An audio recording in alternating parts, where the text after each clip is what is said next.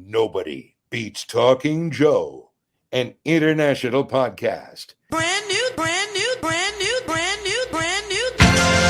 Hey, we're talking brand new Joe. Hey, we're on a brand new show. Deep dive, blow by blow. Spotting Uzis and crossbow. Like a buzzbow or pogo. Got ninjas like Don Shadow. Comics are how I spend my dough. We're coming to you in stereo. It's time for Talking Joe. With Mark and Tim, here we go. Brand new. Talking Joe is on the air. Hey, it's me, Mark, and welcome to Talking Joe, the G.I. Joe Comics podcast. It's the only show that has the audacity to play a jingle that says brand new at the start of every show for a comic that is 17 issues in. We are coming to you again from the far reaches of the Energon Universe because we are talking about G.I. Joe issue number 17, which is the Dreadnok War Part 5 of 5. It is the finale. It was released this week, just gone Wednesday, 14th of January, 2026, the distant future. The synopsis read, Dreadnok War continues. G.I. Joe versus Cobra versus Dreadnoks. Will the shocking end to the Duke and Cobra Commander team-up result in death?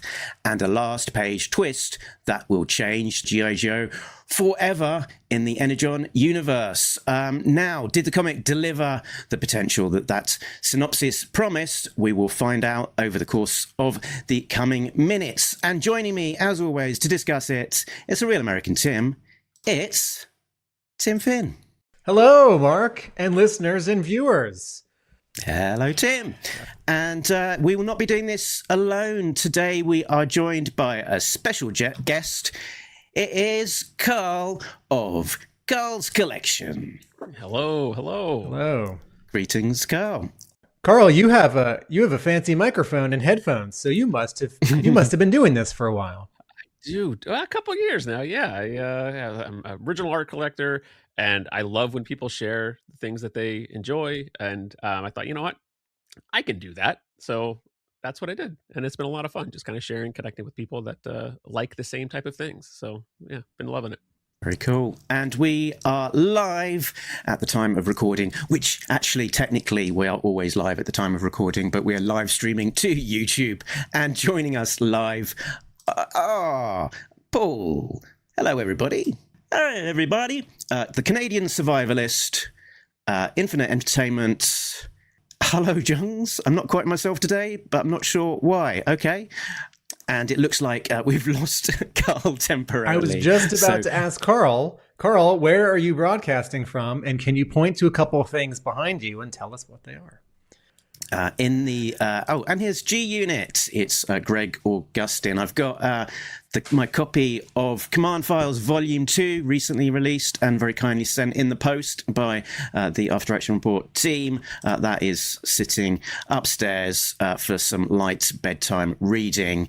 Now, it was a big week for G.I. Joe because not only did we have the release of G.I. Joe issue number 17, we also had a new comic book day release of G.I. Joe, A Real American Hero, issue number 324. It's Joe's in Space. And we will be covering that, but we can't cover it simultaneously at the same time as doing issue number 17. So we will be doing that this time next week. I'll just say that Skybound has done a good job of keeping its comics on schedule, but G.I. Joe 17 was originally going to come out a week earlier. And based on the ordering for the next issue of these two series, I think they may be coming out on the same week a month from now. So that is a wonderful embarrassment of riches. But there are so many G.I. Joe comics. Let's spread them a bit out through the month. If not for readers like everyone who can have some delayed gratification, but also poor podcasters like us who really don't want to double up on a weekend day. Absolutely. Tim, shall we talk about your new announcement up front in the show as well? The latest thing you're getting involved in? Why not tell us about Animation Mavericks? Animation Mavericks, The Forgotten Story of UPA, is a feature-length documentary that I am executive producing. I've been secretly working on this for 3 years. Or 10, depending on how you count, but mostly 3.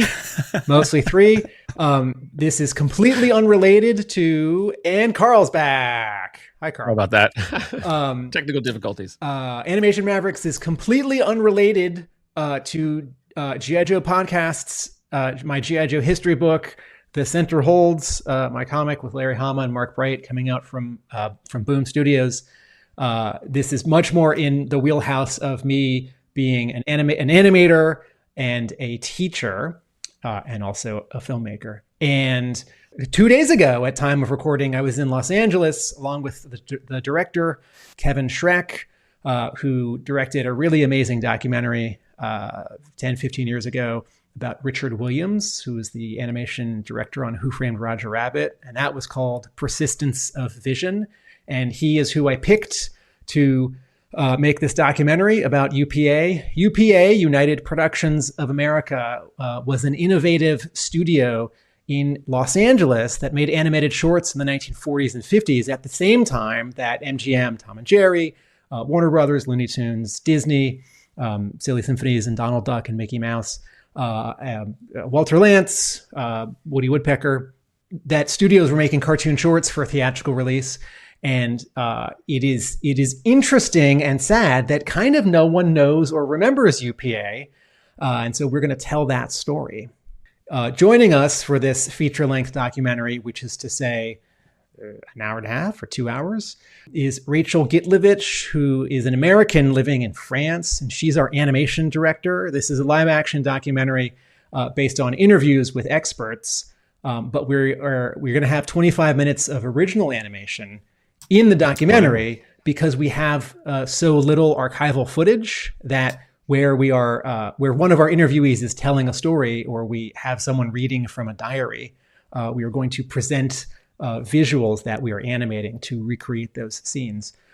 So 2 days ago, the three of us were in Los Angeles and El Segundo specifically, which is near LAX, the airports, at an amazing movie theater called Old Town Music Hall, where we, along with Jerry Beck, animation historian, and an amazing panel of animation luminaries, had a screening of UPA shorts from the late 40s and 50s. And then Kevin Schreck and I got up on stage and announced the existence of our documentary, which we have been working on in secret for 3 years.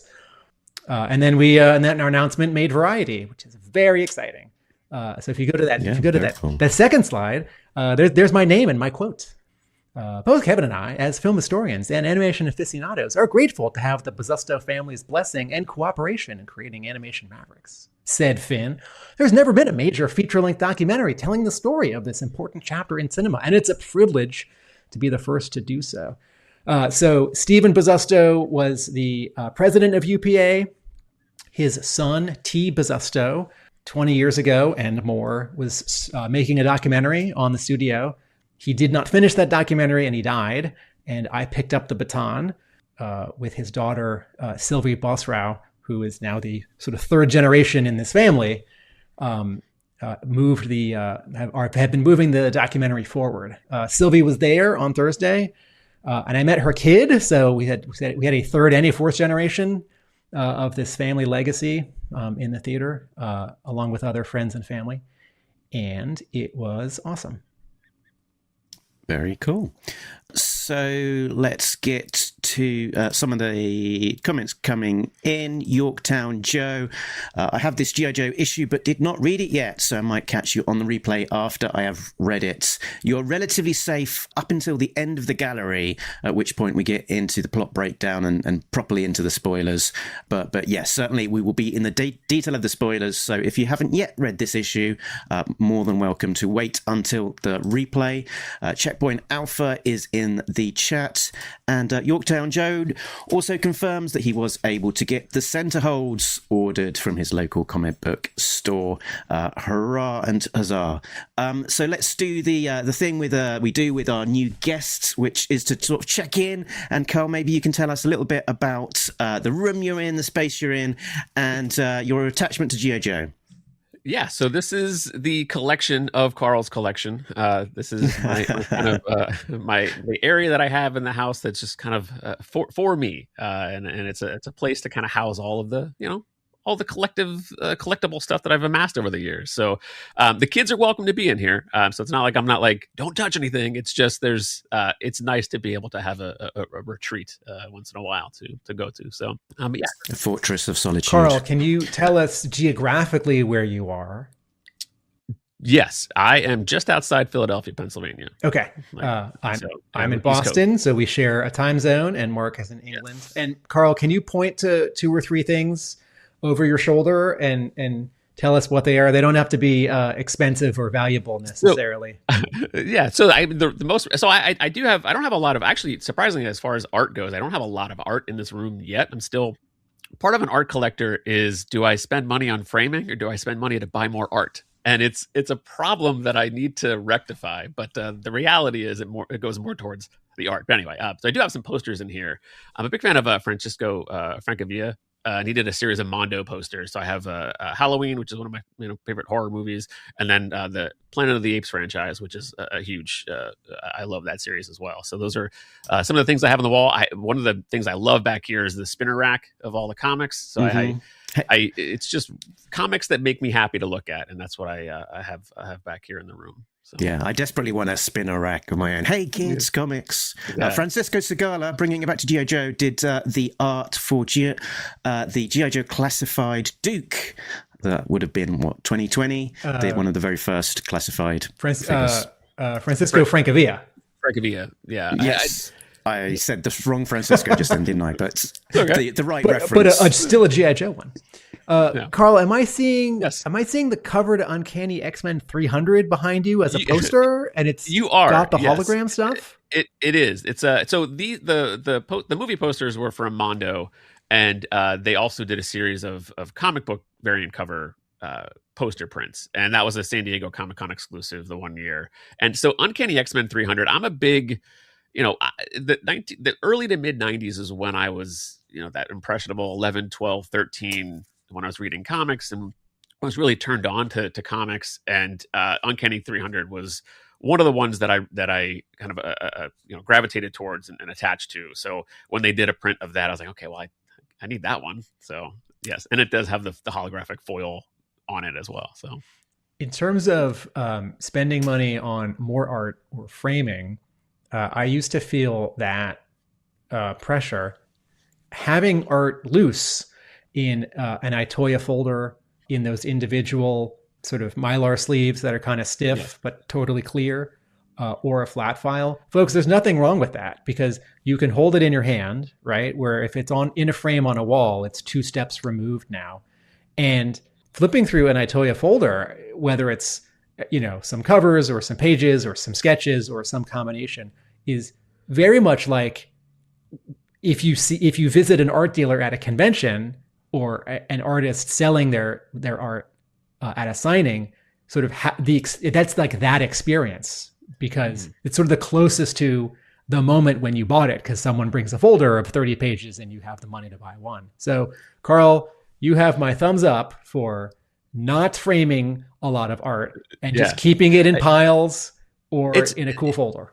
That really is part of the joy because it's the tactile feel of, you can take the pages out, hold them, you see the pen strokes, the brush strokes, and as far as like filling in the blacks in the ink, and it's just and any bit of correction you see on there, you get the feel of the physical feel of the art is part of the experience that you lose if you have it framed. So I try to eventually have a balance of some things framed and then keep some things, that I could look at and enjoy up close. So Or you can have the best of the both worlds and frame it and then just leave it on the floor, like Yeah. So why not? I've got a cover over my left shoulder here that's framed and sitting on the floor. we are all so behind this absolute Death of Superman. There's some commissions that I have from some of the Death of Superman artists that are in those frames that are right back there. Also art on the floor. So we are of like mind. Folks, if you're listening, we don't mean lying flat on the floor. We mean on the floor leaning against a wall. So yeah, we're not savages. Yeah. Framed with the frame sitting on the floor. Yeah. Very Near the good. wall where it could go, but it has not gone. right. So before we get into things proper, I'll just do another bit of show and tell. This will be a few seconds. I got in the post just before Christmas my Operation Recall figures from Carson and crew, and this week got around to actually opening them, and they are very pretty and very nice and tactile. I have also received my wave 1 of Operation Recall figures, and I have a backlog of opening that kind of thing in the mail, so I don't have them handy to hold up to camera, but thumbs up, Carson and the Operation Recall team and contributors. Oh, actually, just real quick, you asked about the my history with Joe. Yes. So it was the cartoon, the toys that turned me on in the 80s, probably around, I'd say like 86, 87 era, and then was buying, and I didn't read much of the comic until I had a subscription in the mid to late 90s. So a lot of the Ninja Force, that kind of era, I forget what specific issues, because I'm not great on pinpointing the exact issues, but it was in, I think, like the 120s, 130s ish, somewhere in there. And but yeah, so I have a fondness for some of the eras that though some others do not have a fondness for, because of being my age at the time. And so like Ninja Force stuff, and I remember really liking please no one don't attack me, but some of the eco warrior stuff, the gaudy neon of the 90s. I have an attachment to that era. Those Andrew Wildman and I was thinking Randy Emberlin pages in issues like 124 and 125 and 120. I own the cover. I own Wildman's cover where Eco Warriors Flint is hanging upside down over a vat of toxic waste. So I love Eco Warriors. Absolutely. I love that cover. Yeah. Yeah, and I've always sort of imagined a scene where in modern G.I. Joe comics where they don't have to be in the newest costume, Larry Hama G.I. Joe comics. I've always sort of imagined a scene where like the Joes are in the locker room or in their quarters, and like Stalker is taking off a white jacket and like putting on a green camo sweater, or like behind Flint hanging on a hanger is like a yellow jumpsuit, to just nod to the fact that they have had these other costumes and these other specialties. And I don't really need them to have another adventure necessarily. Although if they did, I think it could be pulled off well, but certainly fewer clamoring for, Stalker to go to the tundra with a kayak. Yeah. Cool. Could happen. You never know.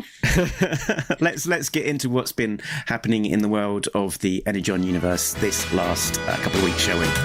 All around the skybound world, are you looking for some G.I. Joe? There's Autobots and Decepticons and creatures from the sacred brain. All we need is Energon, sweet Energon. There'll be Energon everywhere. There'll be robots swinging, aliens killing, and Decepticons in the streets. Yeah! There we go. So it's been a big couple of weeks for the Energon universe. Out just this week gone, it's been a big week for comics, was the release of Transformers issue number 28, which, as well as all of the sort of usual Transformers shenanigans, Megatron up to no good. So, yes, Transformers issue number 28, also out in the shops just this week gone. And there's the covers for it. So Megatron up to shenanigans. We got RC doing some interesting Transformers-y stuff, but significantly for us, that Miles Mayhem story has been continuing. So if you've not looked at Transformers, avert your eyes for a couple of minutes here as we talk about Transformers issue number 28. So last time, Miles Mayhem was uncovered by General Flag, and that story continues as he is marched out of the Shadow Watch base, but he surprises everyone by triggering this magical helmet, let's call it, calling in this crazy helicopter and making an quite slightly astounding transformation. Mm-hmm. And we get a big conclusion, bringing the Transformers and G.I. Joe mask stories together, as Flag says at the end of this sequence. I can't read it from here, but someone find Matt Tracker. I've got a sneaking suspicion we backed the wrong horse. So we've kind of established this Miles Mayhem Matt Tracker kind of rivalry falling out, and as Matt Tracker has been sort of established in the G.I. Joe world in the Energon Universe special, that plot is coming together, and we also know that I've had strong hints that we might see more of Matt Tracker in G.I. Joe issue number 19. So exciting to see these parallel plot threads sort of coming together a little bit. Maybe the two of you can remind me, was it or maybe we'll know in the cover gallery, is there a Matt Tracker cover where the background's all red and he's getting into the Camaro? Is that in this month's G.I. Joe or Transformers, or is that next month? This is 19. That cover is going to be G.I. Joe 19. Okay, thank you. So 2 issues time. Okay. So that was very cool. Then we have also got Void Rivals. So issue 25 was the last one out, which came out around about Christmas. Issue number 26, which will be part of, which will be the Quintesson War Part 2, will be out on January the 28th. We've not yet seen Pythona sort of enter the fray in the Quintesson War, but it will only be a matter of time. There's more grand celestial happenings, I would say. So the Quintessons have kind of descended upon the Void Rivals' home planet, kicking off the war, and I guess with those striking visuals from Andre Bressan, looking quite different to what we've seen so far in the pages of Void Rivals, I'll say. Yeah, I think there's a typo here on this promotional image that shows the covers for Void Rivals 26, because the bottom still credits Connor Hughes as the interior artist.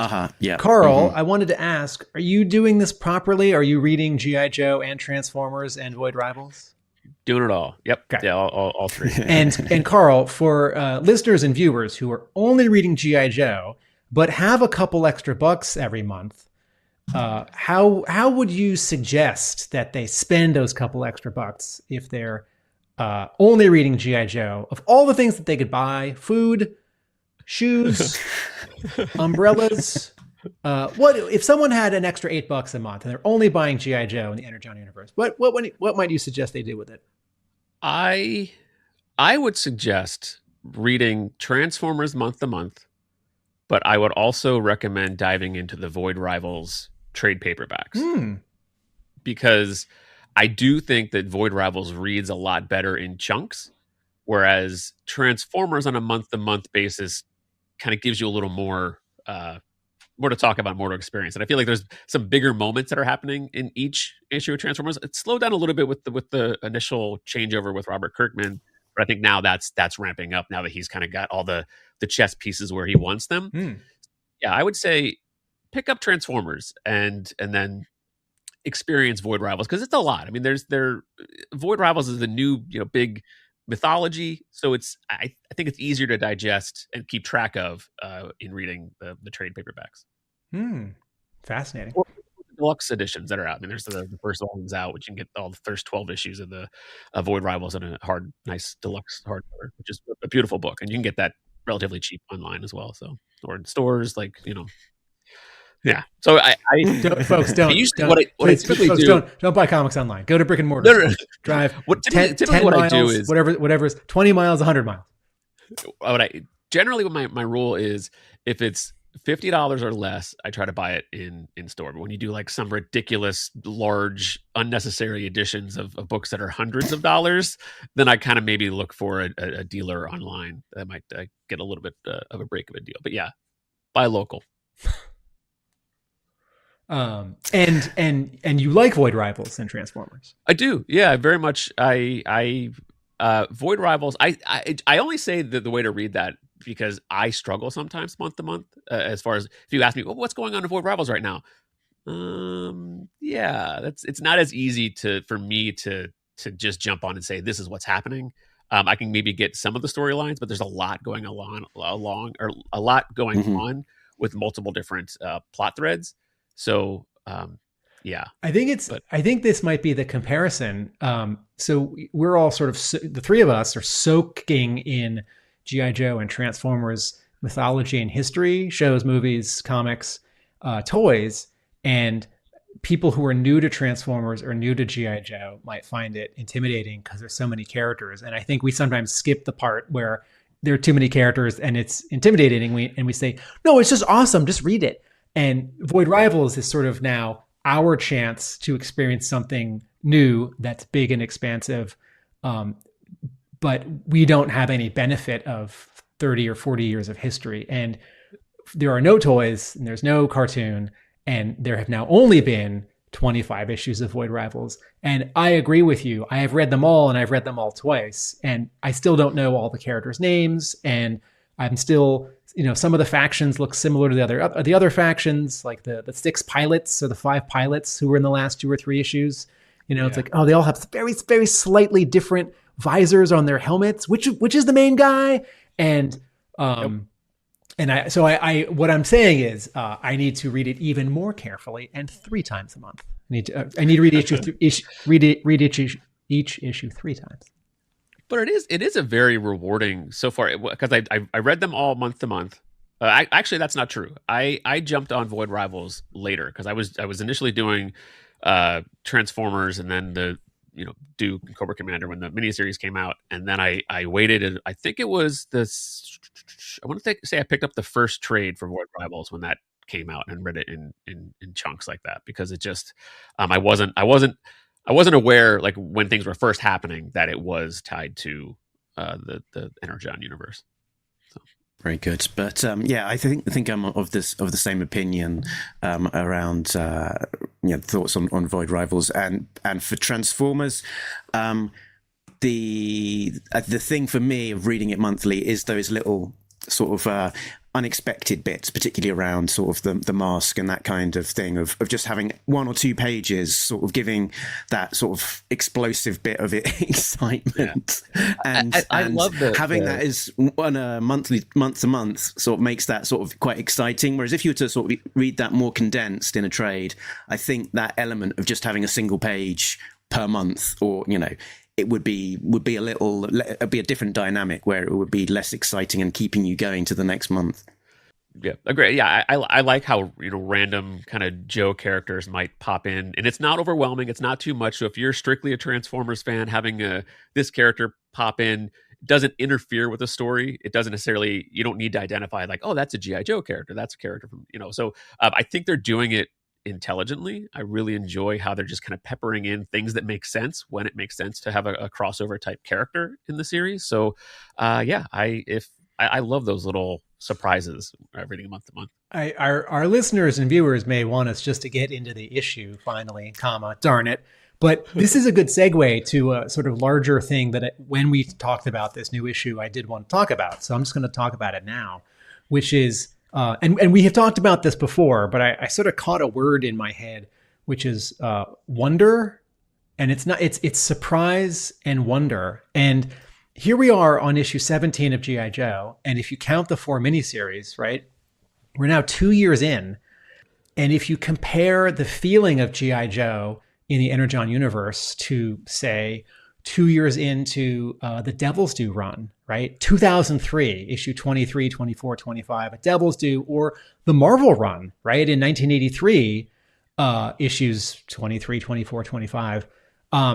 It's a completely different feeling, and it's not a perfectly fair comparison because the times are different, the markets are different, the marketplaces are different. But when every time I read an issue of G.I. Joe and Transformers, and to a lesser extent Void Rivals, every couple of pages I have this feeling of delight and wonder when something exciting happens for the first time, or in the Energon universe, it's happening for the first time. A character appearance, someone changes costume or allegiance, someone does something out of character, and it's going to pay off, later, or the sort of like famous Kirkman final page, or Kirkman style, I should say, because Walking Dead sort of like, haunts in a good way all of this, because Kirkman's the head guy there, but the sort of final page reveal or surprise. And I love issues 23, 24, 25 of the Marvel G.I. Joe, but I don't know, I wasn't reading it at the time, I came in later, but I don't know if I was a kid, it would still be my favorite comic 2 years in if I'd started at issue 1. But I don't know that I would have the same feeling of newness and wonder. And this universe, this take, I'm holding up issue 17, still feels really new. And that is a testament to the care and the pacing and all the high talent. We talked a lot about art and color and even lettering. And this is sort of everything that happens, like in this, almost everything that happens, we've seen a version of before. Like we've seen G.I. Joe and Transformers meet. We've seen Transformers sort of unveil themselves in a surprise way. And yet, because we've seen Mask in the world of G.I. Joe, we've seen G.I. Joe sort of trying to hide with Transformers. And yet, something about it keeps clicking month after month. And I'm reminded of Mark and I very recently had an interview with Joshua Williamson and Tom Reilly. And Joshua Williamson is one of the two main architects of the DC All-In saga with writer Scott Snyder. And a big part of that is the Absolute line. And also a big the other half of it is the reinvigoration of the main DC line. And Jesse, the manager at my comic book store, and I were talking a week ago, and he said, I think the era of the comic book that comes out and is $4 or $5 and not much happens because the writer is like writing for the trade, I think that's sort of over again now. And when people come in right now, the economy is not great, where people feel that way. Comics are like, they're not $2, $3, they're $4 and $5. And if someone's going to come into a comic book store, that issue has to really deliver a big or satisfying chunk of story. And he pointed to the Absolute books as a good example of that. And he also pointed to the new Matt Fraction Batman, where every issue is a self-contained story, but it's telling an overall story. And I think in the back of my mind, I was thinking, yeah, in the Energon universe. And we see this keep paying off because there are new readers and people keep writing in. And I'm not trying to pick on Marvel right now because I'm a Marvel guy. And I'm not trying to pick on X-Men right now, but I do think right now a lot of Marvel and a lot of X-Men as a contrast is not there. It doesn't feel like each issue is super exciting and important and like definitely worth your $4 or $5 or $6. So I wanted to use this word sort of wonder because again, 2 years into Devil's Due, I'd already given it a second shot and left again. And 2 years into the Energon universe, I can't believe it's still this good. Yeah, I think that, Joshua Williams said something very similar to that, about you've got to make every single issue count. And it really feels like that every single issue, it really counts with G.I. Joe at the moment. That each issue looks amazing. There's things going on in this story that, a couple of beats in each issue that will sort of just make you gasp. It will end on a cliffhanger of some description that wants you to read the next issue immediately, and sort of keeps it in your mind and sort of anticipating the next release. And you know, we're talking about issue 17 here, but already, you know, in this discussion, we've, I think, been talking about the issues ahead. You know, sort of 18, we're going to see Roadblock. 19, which one's 19? That Duke meeting the Transformers. That's right. Yeah, Duke is sort of meeting Hound in 19. It's got that great sort of headbutting cover. Then we know that Optimus Prime is coming, and then beyond that, we've not seen issue 21 yet. But that's probably because of the weight of that issue. That's going to be that number. That's probably going to be amazing as well. So we're looking. You don't normally do this with comics, of just looking ahead, you know, the next 4 issues or so, as well as the current one, going, these are all going to be amazing. These are so, you know, these are going to be so essential. So it feels feels very, you know, that there's a lot of weight to each issue, and that you almost can't wait for the trade for this one. And by reading the trade, you've almost got too much of a concentrated burst of a good thing. That having that, you know, 2 weekly or monthly kind of wait, I think is helps you appreciate the quality of each one of those issues as it does come out. And something happening in May, right? Is that one of your slides, Mark? Yes. We have had the announcement of the Free Comic Book Day 2026 special for the Energon Universe, which will be out on the 2nd of May 2026. It will contain 4 stories: a G.I. Joe story, a Transformer story, a Void Rival story, and another story. So maybe this will be... Maybe this will be the Mask with their own story, potentially, or maybe it will be something else completely that surprises and delights us. Good. I just want to say, when I was watching the interview with Joshua and Tom, I was like, is what's on Tom's board? Is that part of the and more for this issue? I was like, what is he working on? It's because as soon as Joshua said, hey, Tom can't mention what he's talking about yet, I was like, ooh, no, tell me more. So Free Comic Book Day, you know, I was around going to comic book stores when the first Free Comic Book Day happened, and I loved the idea. And I have tried to go to a couple different before I owned my own store, and was very busy on that day. Over the years, I've tried to go to other stores to see how they do it. And it is a very important day for me because it's so exciting. And, you know, every year DC's definitely going to do something, Batman or Superman or Wonder Woman or event related for, you know, their Free Comic Book Day comic.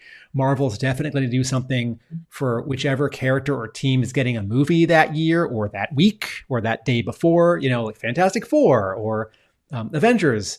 And, you know, nowadays Marvel does like 4 different Free Comic Book Day comics, you know, the kids one, the Star Wars one, the main one, the other main one, the ultimate one. And even though, of course, like Spider-Man shows up in sort of every Free Comic Book Day year, I just want to point out how exciting it is that now 3 years in a row, Skybound has or will have had a major Free Comic Book Day entry. And, you know, a lot of the Marvel and DC ones, they're like really forgettable prologues to the event that's about to start. And they're oftentimes not drawn by the artist who's doing that main event, so they feel really unimportant. And sometimes they're kind of important, but they feel like just an extra scene sort of between scenes. And these Energon Universe issues for Free Comic Book Day are absolutely essential. And I love this commitment. You know, that first year I thought, oh, well, yeah, Skybound, Image, one of their offerings will be for the Energon Universe. And then it happened again for 25. And a year ago I thought, I mean, they're not going to do it again for 26. Are they? Because over the years, when IDW had these licenses, I think there were 3 years where they did a G.I. Joe and or Transformers Free Comic Book Day comic. And those 3 years, I thought, yes, my favorite thing is getting special treatment. And then the next year, it would be something else that IDW was pushing. You know, like My Little Pony or the creator-owned horror stuff. And that's totally cool. But I love this commitment. You know, Skybound keeps putting into the Energon Universe, and the Energon Universe, or the whole Hasbro license, keeps giving back to Skybound. And it kind of funnels back into the quote that Tim, Mark, that you mentioned, as far as what Joshua said in your interview, as far as making each issue count, making it matter, making you get you that hook that delivers a great story beat moments. The same thing applies to the free comic book day. It's like a can't miss thing. So it rewards those that are reading month to month, and that's what's next. Like, it just gets us all that much more excited, which is, as a mid 40s comic reader, I thought those days honestly were behind me, where I would be fine just picking up trades, reading things that I've heard are good, that because there's a lot out there. But now this in part has gotten me back to buying comics, and it's like and that gets me buying other series, other number ones from Image, to see what else is out there. So it's just great for the industry when things like this happen, when you have guys my age saying, I need the next issue of this comic book. So I love what they're doing. And it speaks to all different fans. There's new fans, casual fans of G.I. Joe, diehard fans of G.I. Joe. And that's not an easy thing to do either, as far as it makes something that is rewarding for all the different types of fans that you want to reach. And yeah, I've said it multiple times. I just think they're doing this in such an intelligent way that I love it. Let's move on to looking at who brought us the issue that we're looking at today, issue number 17 of G.I. Joe, brought to us by the creative team of writer Joshua Williamson, artist Tom Reilly, colorist Jordie Bellaire, letterer Russ Wooton, editor Ben Abernethy, publication design Andres Juarez, and production Ashby, Florence. Let's have a look at the covers in the gallery.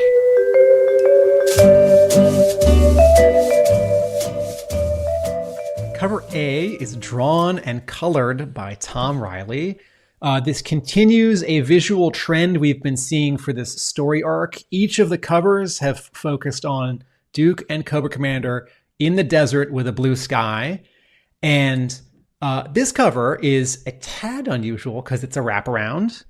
So this is recalling some other important issues of G.I. Joe, like Tom Reilly's cover for issue 1. But it is unusual in a different way. If you go to your comic book store and you just see the comic book like I'm holding on the rack, and you don't see the back cover, the other half of the wraparound, this is the rare G.I. Joe cover that only has Cobra characters on it. Now, if you're thinking, Tim, there are lots of covers with sexy Baroness just standing there, you would be correct. And what I'm referring to in the comparison, I hadn't noticed. I think we should make a push for like quick kick. Like we should have like quick kick, just 10 sexy quick kick. 10 variant. I mean, he's shirtless. It's like Han. It's kind of Bruce Lee. We should get a bunch of retailers to do exclusives by a variety of artists. Where was I? So taking out the cool character just standing there cover that sort of happened around the year 2000 in comics, and I'm gonna blame that on Marvel's Ultimate line in 2000, when Bill Jemas said all the covers need to have just one character, like Spider-Man. And then one of the editors said, well, what about a book like X-Men or Uncanny X-Men? And he said, all the covers need to have one character. They need to really pop. And that was sort of awesome. So Duke is here, but this is a really Cobra-centric cover. We have the Dreadnoks fighting Duke and fighting Cobra Commander. Each Dreadnok gets to be doing something different in how they're posed, what weapon they're using, and this is a strength of Tom Reilly's. Of course, they all look really distinct in their faces and their body types, but each one is doing something different here. And then on top of that, there are 1, 2, 3, 4, 5, 6 dead or unconscious, sort of invented background Dreadnoks strewn about this rocky formation. This is a gorgeous cover, and is the most fun part of it that Duke is punching Road Pig in the face, but also Road Pig's dog is about to attack Duke.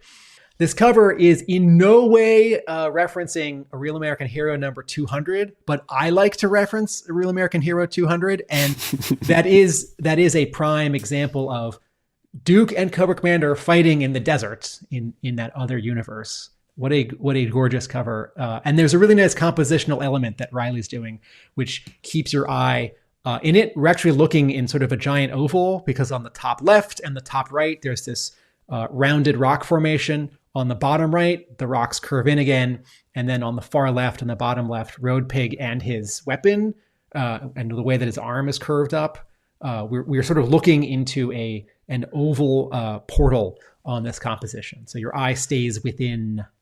And Ripper is massive again, and he's holding a rock above his head. I threw a rock at him. It was a really big rock. Spot the reference.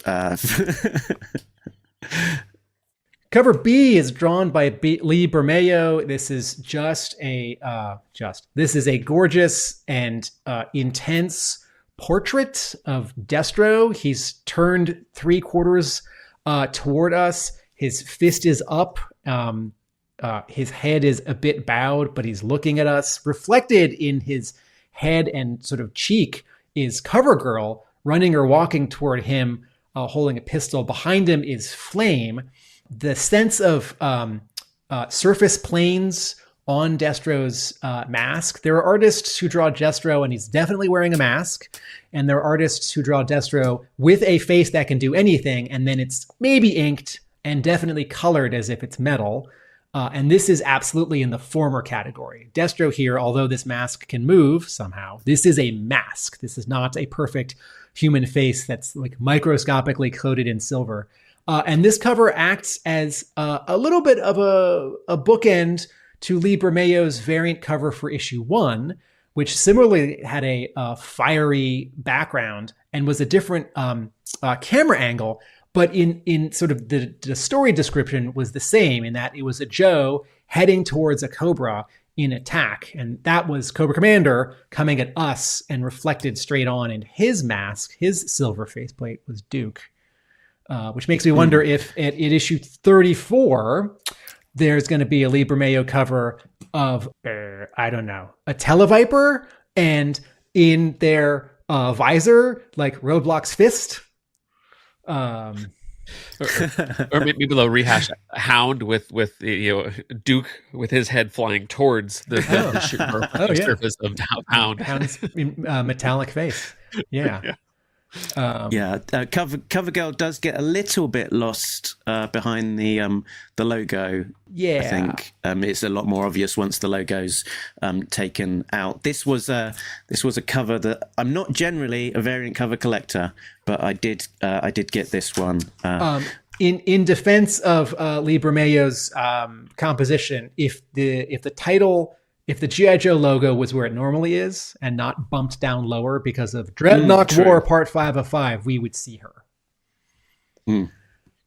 Very cool cover. Also, just in the same way that, one more thing, can you go back? In the same way that Lee Bermejo really got the textures of cloth and sort of shiny metal and plastic on Cobra Commander, he really gets both the metallic quality of Destro's faceplate, his gauntlet, and then that is actually leather, right? His jacket is leather, but then the inside where the red is starts to look like velvet. And man, it's one thing to draw well, and it's another thing to be able to differentiate all these very specific textures. Like Lee Bermejo is a painter.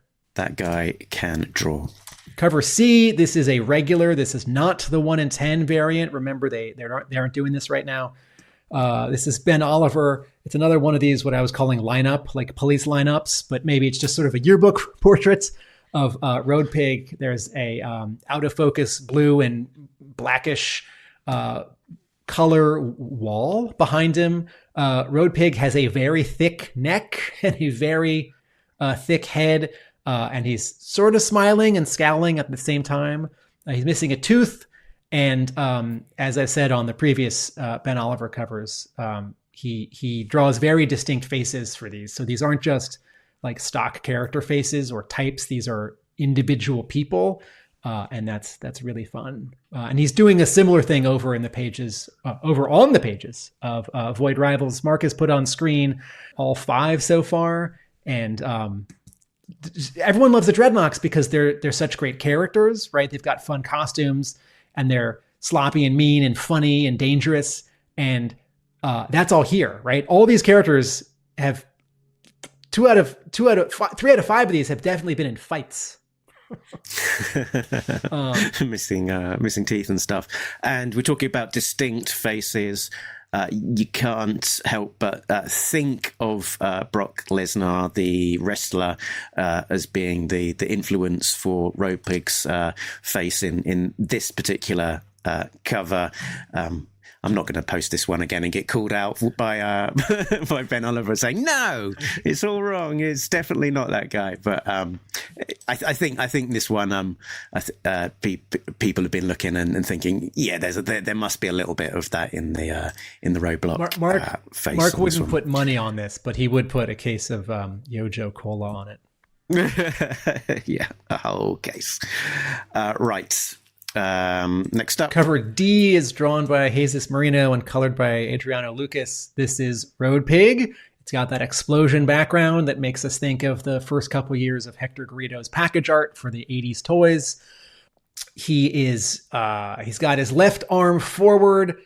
He's got his cinder block on a stick over his right shoulder, and he's sort of stepping. Both of his legs are bent, which is I think a way to keep him sort of in the, one of the challenges of a comic book cover is that in its ratio, in its height to width dimensions, if you focus on a single person full body, you might have too much negative space on their left and right side. But then if you zoom in on them, you might be cropping them awkwardly, like at their knees. And so the history of comic book covers is filled with wonderful and terrible examples of compositional and posing solutions to this sort of challenge. And, as we just saw with those Ben Oliver covers, it works really well for Head and Shoulders portraits. But, we're going to have this logo that's pushing really low. And so Marino, in order to sort of emphasize the sort of heaviness, the stockiness of Road Pig, bends both of his knees here, so he's a little bit lower in the frame. And similarly, this rounds out a set of 5 Dreadnoks, all by the same artist, Jesus Marino. And these are the 1 in 25 ratio variants. And then there's a 1 in 50, which is drawn and colored by Pi Par. This is the camera's low; it's just a couple inches off the ground. Hound is zooming away from us. This is a really fun and unusual approach. Hound is zooming away from us. Clutch is in the back, using the sort of gun pod in the back of Hound as Jeep mode. The background is all this green, and you don't often see covers with this green. It's a yellow green, even though there's a little bit of a gradient. And then in the positive space of this laser blast out of Hound's vehicle mode laser cannon mount is a drawing of Hound smiling and sort of pumping his fist as if to say, I'm having a great time joyriding with you, new human friend Clutch. But what's really fun about this cover is the color approach, where it sort of makes a rainbow. Like the top is red and then orange and then yellow and then green and then blue. And the way that Pi Par has stylized the tires, right? The vehicle is driving so fast and is sort of off the ground, but all 4 tires are sort of hanging off their axles and at slightly different angles to really accentuate the sort of bouncing, like dune buggy quality of this. This is a slightly strange and very wonderful cover. And now that I've talked for so long about all these covers, Mark, maybe you want to say one thing about this, but I wanted to pass the mic to Carl and ask him which is his favorite. As a Tom Reilly guy, it's I guess that's the boring answer, but it's the cover A. I mean,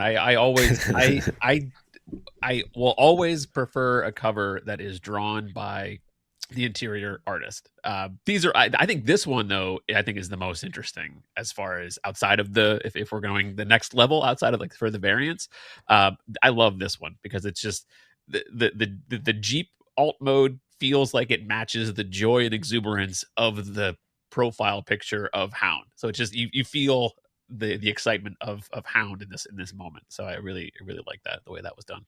I've put on the screen the layout that Piper produced and shared on Instagram for this particular image. So fun to see the work in progress. He also posted some early pencils on Instagram of just the Jeep, sort of saying this is what I'm currently working on.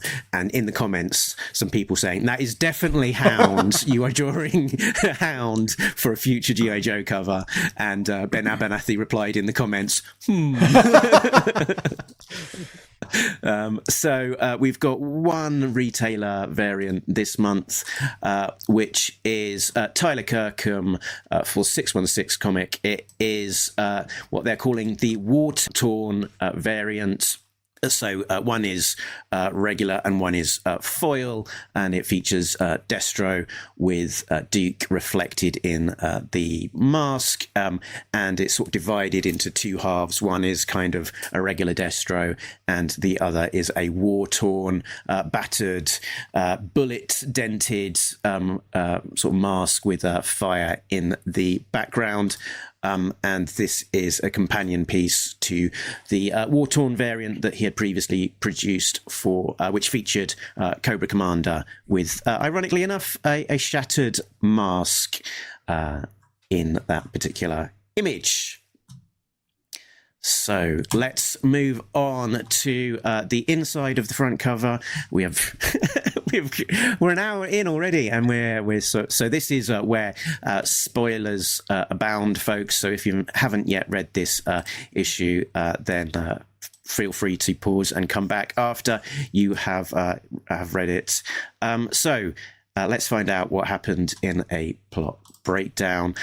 When last we finished out, the image on the screen is the final page from issue number 17. It was Cobra Commander in a cave being confronted by Dreadnoks, but I think Cobra Commander definitely had the upper hand, partly because that upper hand was made out of chainsaw. So, what happens next? Plot breakdown. In a cave in the Chihuahuan Desert, Cobra Commander has chainsawed a bunch of Dreadnoks and is now in a standoff, but he offers a proposition to hire the Dreadnoks as independent contractors with their first job, kill G.I. Joe. Meanwhile, Duke leads the Joes back to the Dreadnoks to rescue Cobra Commander. As they face off, Clutch reveals their hidden ace as Hound transforms into robot mode, surprising everyone and turning the tide of the battle. Destro arrives on the scene in transport helicopters, sending in the Valkyries to rescue the commander. He is able to escape along with the lead Dreadnoks. And elsewhere, again, pause if you've not read the issue. Spoilers coming. Hawk arrives back at the pit, and as he receives a call from his baby sister, he removes a layer of prosthetic makeup to reveal underneath. It is Zartan. Dun, dun, dun. Carl, although this issue is kind of different than the rest of this story, Mark and I have talked a lot about this story so far. So let's start with you. How has the story been for you, and what are your broad responses to this new issue? This is the strongest arc that we've seen yet in this series, and I really loved issues 1 through 6. I loved there was that initial the grand meeting between Duke and Cobra Commander was a moment we were all waiting for, and that was super rewarding. I loved that arc. I like the character stuff in the second arc with which you kind of flesh out the cast, which I think is really smart. You need to do that. You need to take that moment to pause and kind of have some smaller moments with the characters, but then you go back to like a bombastic type story here. And this seems to be the comic arc that you could give to somebody who is not sure about G.I. Joe and doesn't necessarily want to read all of the setup stuff, which is, you should, and it's rewarding, but this does enough to, especially when they started with issue 13 with the kind of recap, it got you up to date, up to speed. So this is going to be an easy one once this trade also is out to hand to somebody and say, hey, you want to know what G.I. Joe this series is all about? Go check this out. And I've loved this story so far, and this issue specifically, I thought it was a great great way to cap this story, but also blow the doors wide open as to what is next. And that is impressive, and that's what you want from a month-to-month comic, and they're doing it wonderfully. So yeah, I love this issue. If you want to talk a little bit about that Zartan reveal, I was completely convinced that it was General Flag. That Flag was Zartan, because his characterization in Transformers has been a little uneven. And I thought, oh, well, that's because it's him trying to find Flag's personality. And so I was convinced. So kudos to Skybound for, dropping those potential hints along the way that there's something kind of going on with Flag, because I was not thinking this at all. And I thought that was a great reveal. So yeah, love this story, love the arc, and very rewarding. Should we go in with the end of the book first, maybe, because I think that's probably the sort of the mouth dropping open, the real what the moment. And we, funnily enough, actually, Skybound have sort of spoiled this on their social media, that they did drop the final page as a post. I felt it was maybe a little bit early, given that it's only been out a few days. Exactly what I was going to say. Yeah, because you could have even picked this up on Wednesday and had it, not read it yet, and just and especially in the way that. On Instagram, it's not as bad because you have to scroll to see the spoilers, that you just get the cover, and then you can easily avoid that. But if you're on Facebook, the way that it lays out a multi-image post, you get the cover on the left, and then there's two big spoilers right there, so you can't avoid it. If you're scrolling, you're going to see it. So I think that was way too soon. I wish they would wait on stuff like that. I agree, and I am always shaking my fist when publishers do this. At the same time, I think they know that some random person, or not this podcast, but some, internet person, is going to spoil it the day of. And if they can do it, then they can really frame it the way they want. So I don't like it, and I wish they wouldn't. It's sort of the lesser of two evils.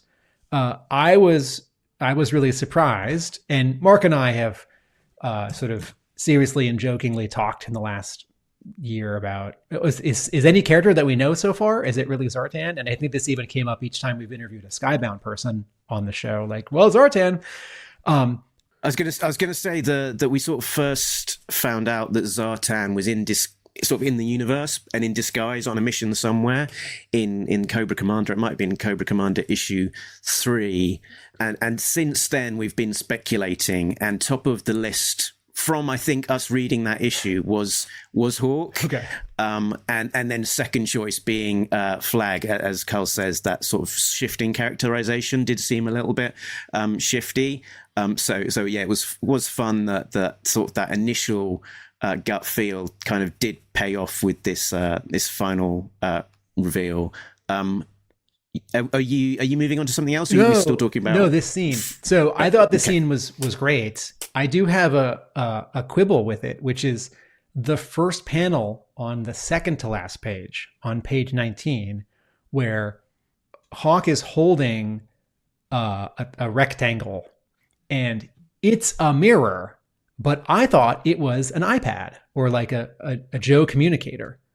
And it's him seeing his own reflection. And you're supposed to notice the cut in the eye, which then leads into the next panel where he's starting to peel his face off, which is awesome and upsetting. The way that I read it the first time was, "You won't believe where I am right now, bro," was not the like, "You won't believe where I am right now, bro," like communication coming over some like audio device speaker in the room. I thought that was pointing to the person on what I thought was an iPad, not a mirror. And I understand it's like, well, no, Tim, if it was an iPad, it'd have like a frame and a little bit of tech on it, like 2 buttons and a star. And yes, it definitely does look more like a mirror than an iPad. But I read this scene sort of wrong. And when I got to the panel on the bottom, that's all red and pink with Serana, I thought, wait, what's going on? And then I turned the page and I was like, oh my God, it's Zartan. Wait, who's he talking to? And I actually had to read this scene a second time. And I don't know if that's because I was reading carelessly or this scene was well staged but not perfectly staged.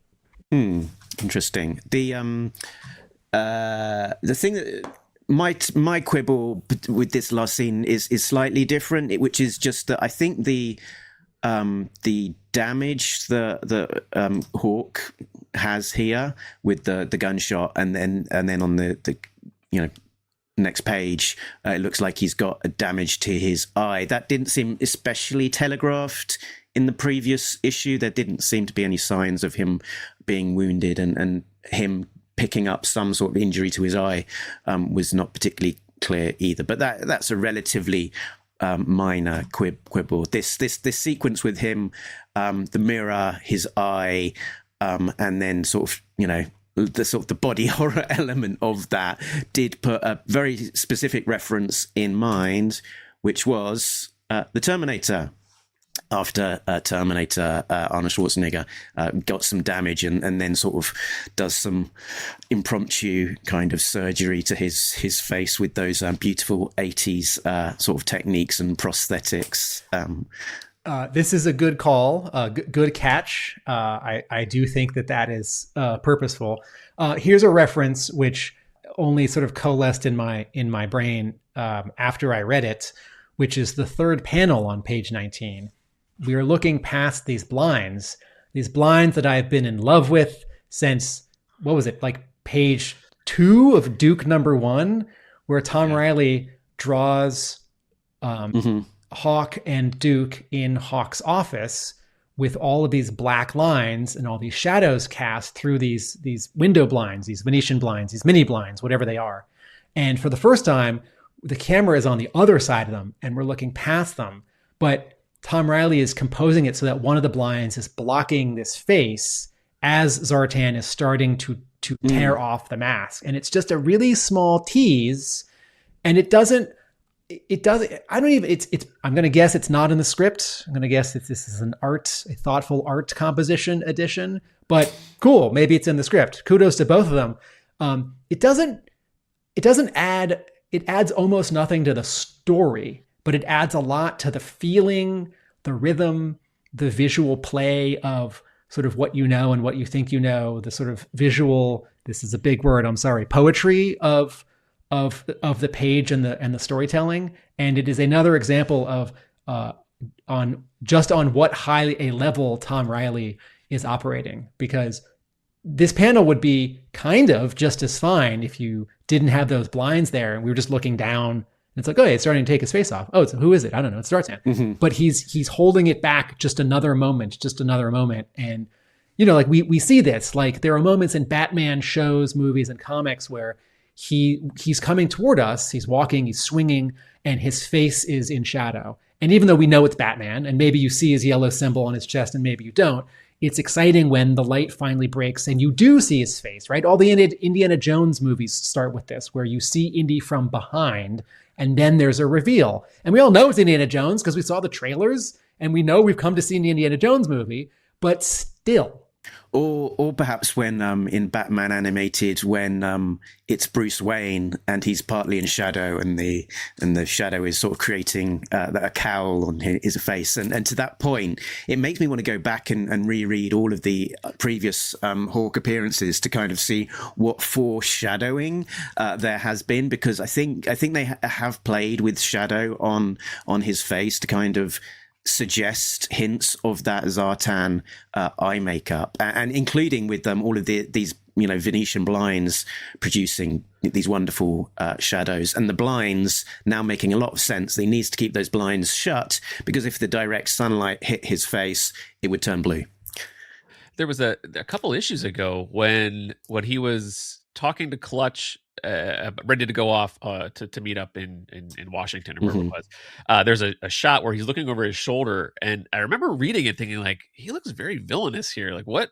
But it didn't click with me. And like, oh, maybe there is something there. I just thought like, oh, he just looks kind of mean here. Like, I don't know why this is. He's an authority figure in the military, and he's got people under his command who need to follow orders. Maybe he's just kind of a grump. No, he's a bad guy. And that page, if I remember correctly, was colored in green. So I don't know if that was hinting to the eyes of Zartan or so. He's an evil master of disguise, Zartan. So, Zartan.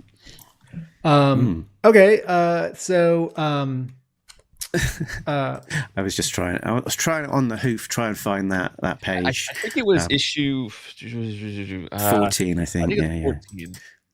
Because Yeah, in 15, 16, he's on the ship.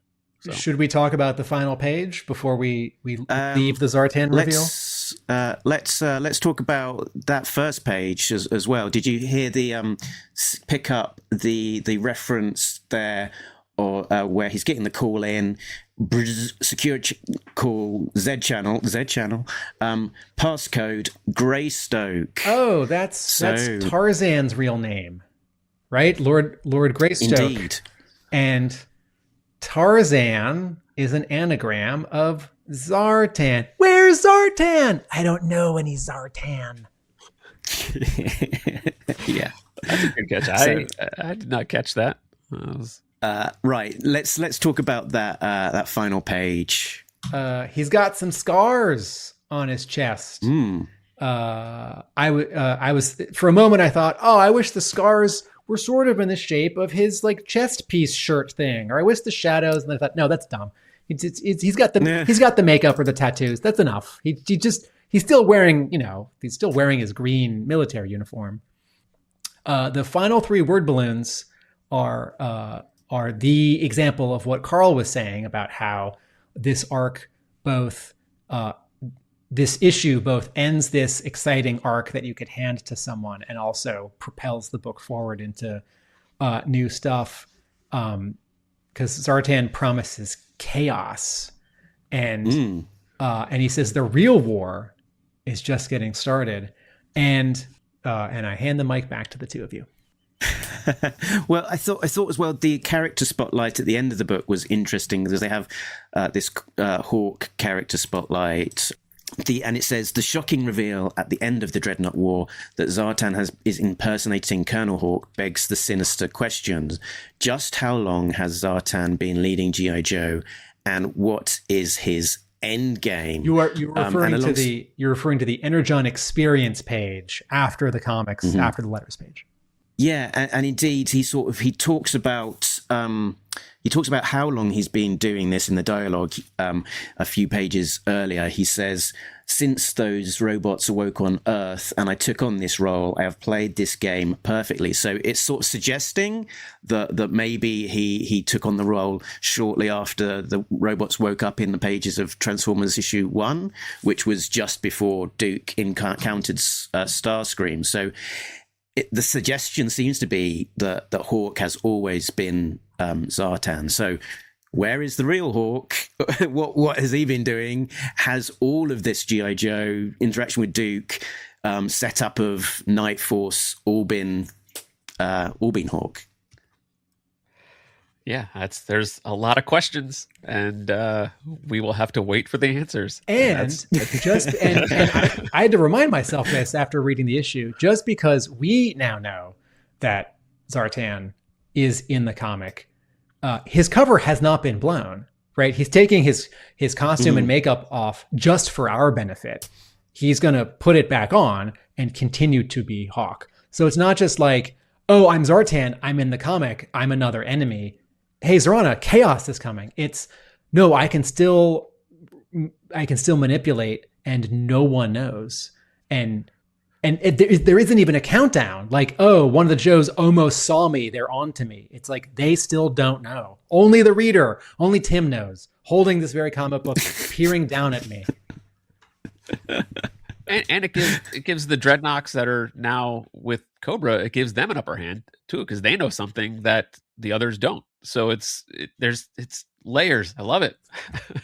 Although I don't know that they know what he's been doing. Maybe that's Zorana true. does, but possibly not the rest. Well, because they do. What does she say?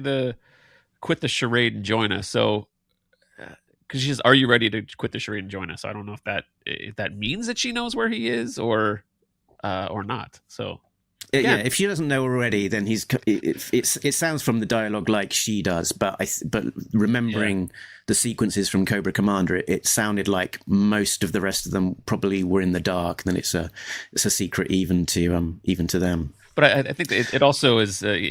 So far, we've alluded to Zarana being like the brains of this operation, as it is the boots on the ground as far as the Dreadnoks go. She's the one who seems the most with it. So.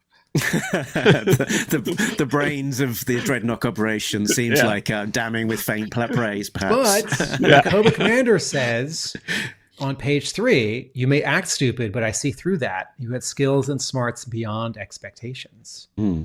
He's also backed in a corner in a cave that. Oh, so he may be saying what he needs to say to. That's true. I think some of the Dreadnoks are dumb and sloppy and lazy, and I think some of the Dreadnoks are smarter than we think, and a couple of them are very smart. And that one.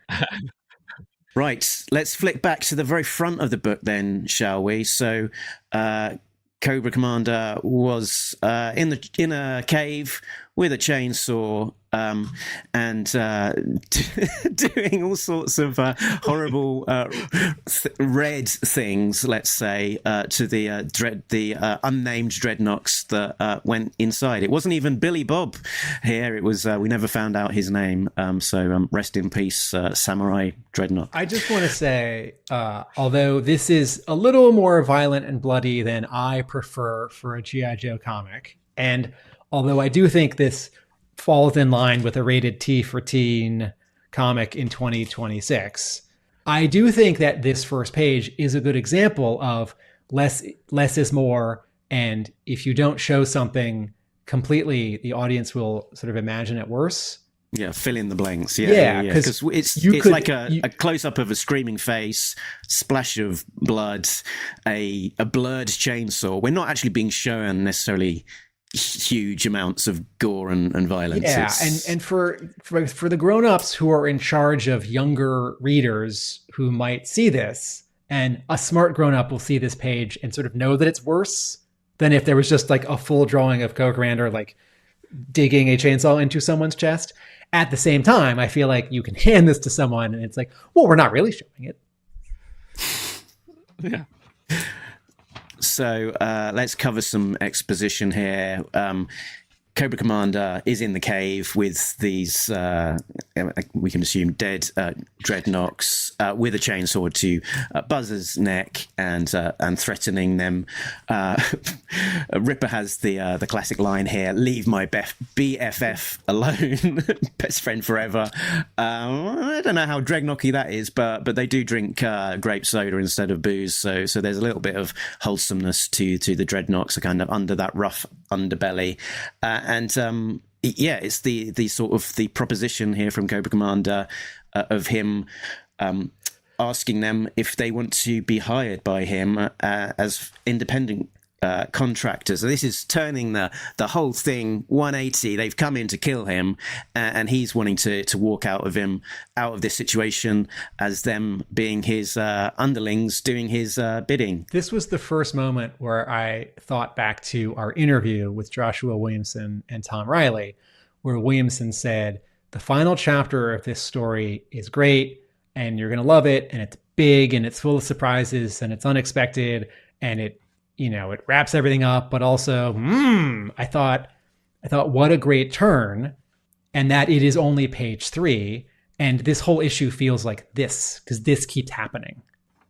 Every 2 or 3 pages, there's a change, and if your response is like, well, there are all these things that have been set up.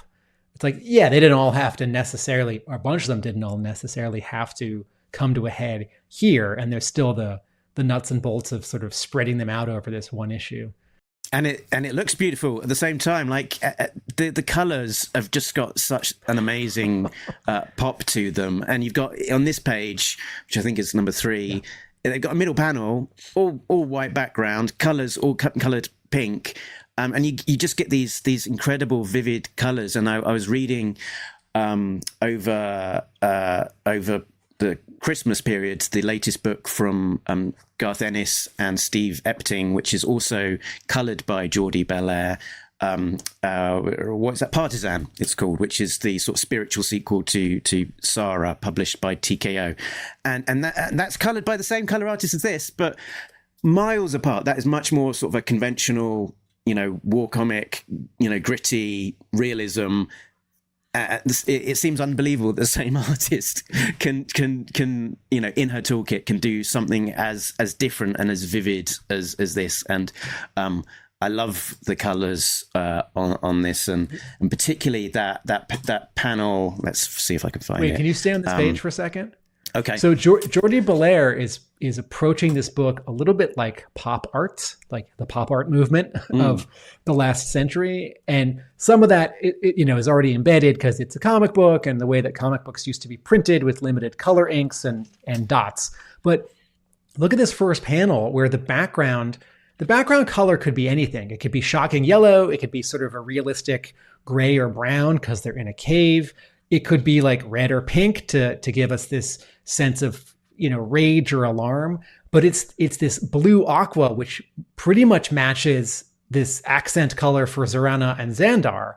And then you pointed out the third panel, and it's not just this lack of background vignette panel with 5 figures all knocked out in pink.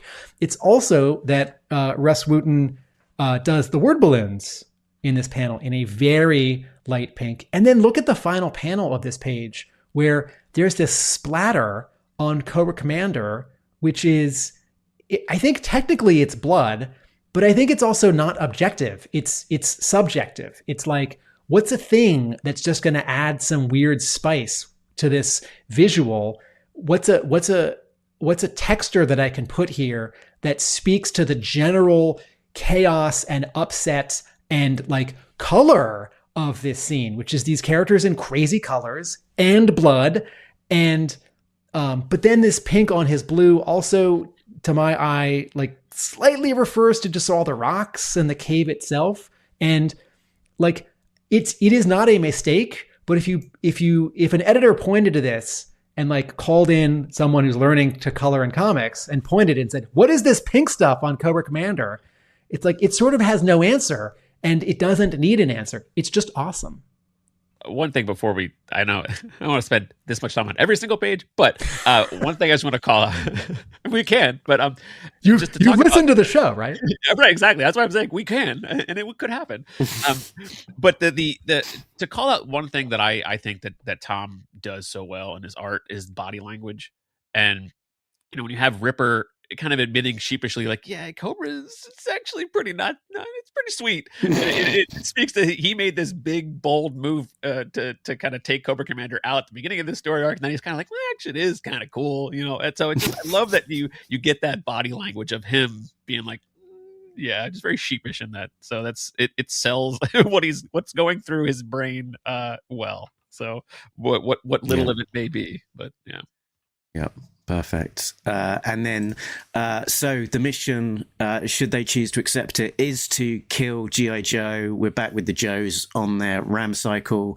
And despite reuniting with the Joes, Duke hasn't been reunited with any top to cover up his missing or torn shirt. He's often called the first sergeant or the first shirt of the Joes, but I think he also needs a second and third shirt, given how frequently he loses his clothing. Is Duke's nickname No Shirt? the No Shirt of the Joes. Carl, he's giving Baroness a gun show. Carl pointed out Tom Reilly's really wonderful body language. Look at Risk on the final panel here, right? There's a relaxation and an ease to how he's sort of leaning a little bit out of Hound and got his rifle over his shoulder, but there's also some tension because he's holding on and he's carrying a weapon and he's riding on an alien. And what he's saying, right? The odds are looking pretty good. Baroness found him. And then, all right, I'm not gonna talk about any one panel anymore about how awesome the art or color is. That's just a given. I do want to say, I'll say one last thing.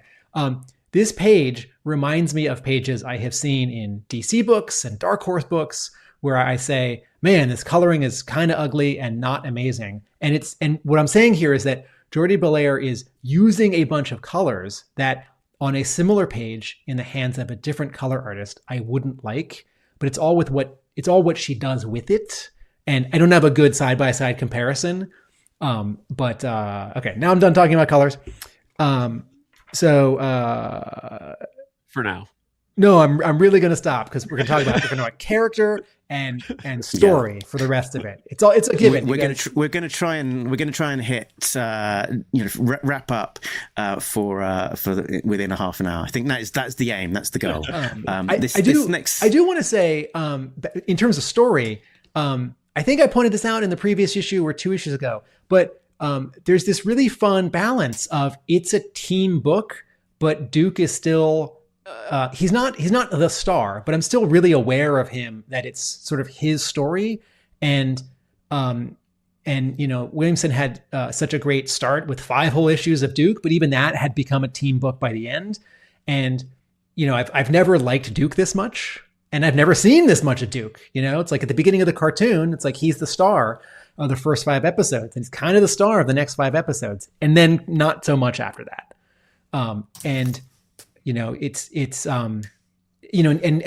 Baroness here gets to make another reference to how reckless or crazy he is here. I was gonna add just on this page that while Duke is part of the Joes, Cobra Commander is part of now the Dreadnok leader almost, but he is set as being apart from them because literally through the color, he is colored, normally or more regularly in the blacks, and the rest of the Dreadnoks are sort of pushed back with these color holds almost into a different layer, and it's just such a interesting visual sort of separating Cobra Commander in the 2 panels that he appears on this particular page as being separated from the rest of it, and really striking. I think this might be my favorite page of this book because of that sort of striking use of color. Carl, you buy a lot of Tom Reilly art. Which page in this issue are you getting weak? Are you losing your control over clicking the buy now button on that website? This page is one of them. Oh. This page right here. Only because I also would love. So yes, Cobra Commander stands out here in the colored version, but I know in seeing Tom's art, it would be the way that looks, just having that team shot there is going to be a nice, like a more flat and even appearance, which I think is great. And I also love the balance of the bottom part of the page where it's Duke and Cobra Commander. So it's very representative of where this story is with the Dreadnoks, but ultimately it's still Duke versus Cobra Commander. So I think this page says a lot about the story itself.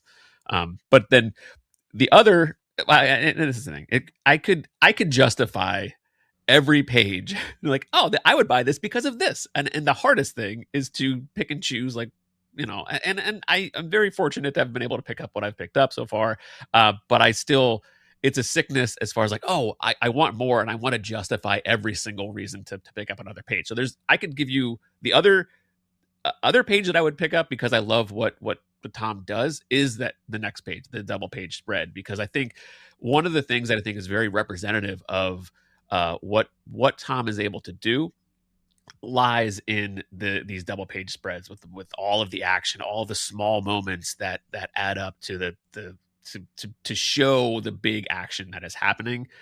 So yeah, this would be another one. And I also like the balance of it's Yo Joe, you got Cobra Commander up there, and there's just a lot going on, which you get like bang for your buck as far as storytelling goes when you're looking at original art. So I guess I am going to say one more thing about the color since we're on this 2-page spread. Notice how Jordie Bellaire treats all 4 tiers very differently. The first one is more like pop because the background is like bubblegum magenta. And then the second tier is what I will call realistic.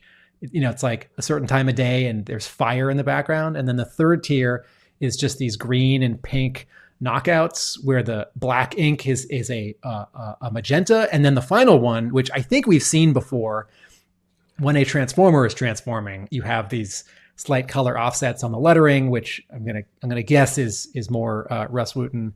But then this sort of alternating pink and blue.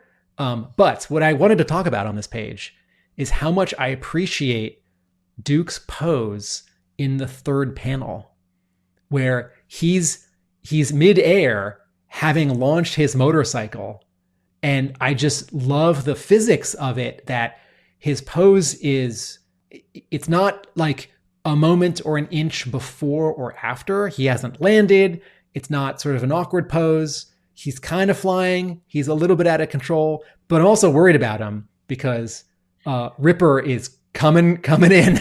But then also I get to enjoy how much damage, if you can go to the left, Mark, the motorcycle is doing to random Dreadnok number 27.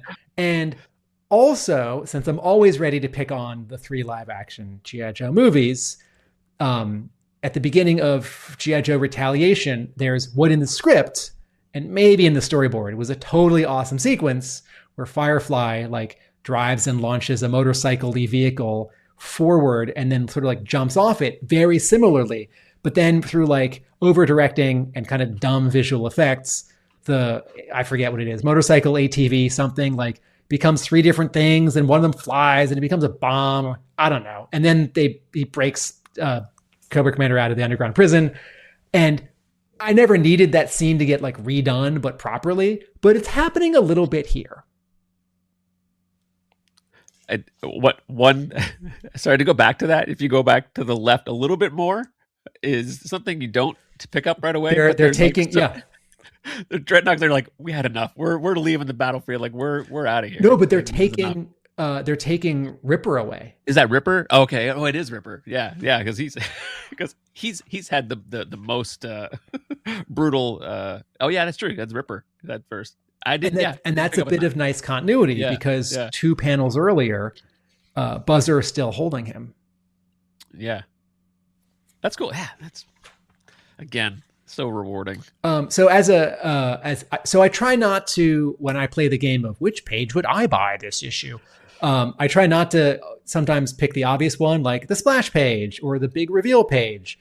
As a Transformers fan, I probably should say the next page, which is the big splash page reveal of a giant alien robot living on Earth in secret in the guise of an army jeep. But I might pick that page anyway.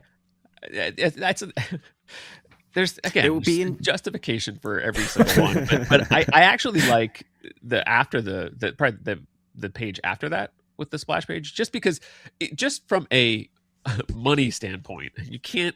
It's a balance. Like the splashes are awesome, but the thing I love about Tom's work is the storytelling, the panels. Mm-hmm. You get more on a panel page and at a more reasonable price point. So I think you get a lot of what Tom is good at on that this page. So as far as you still get Hound in action, you get the Risk, you get Ripper, you get the team, everybody reacting to what's going on, and I think that has a lot more to offer as far as what I would want to look at continually from now until the inking on that 4th panel, right? It's such an illumination from the 2 blasts coming out of Hound's gun and then the explosion of this Dreadnok vehicle, but all the shadows on Hound and then this random Dreadnok and then the thing that's being blown up.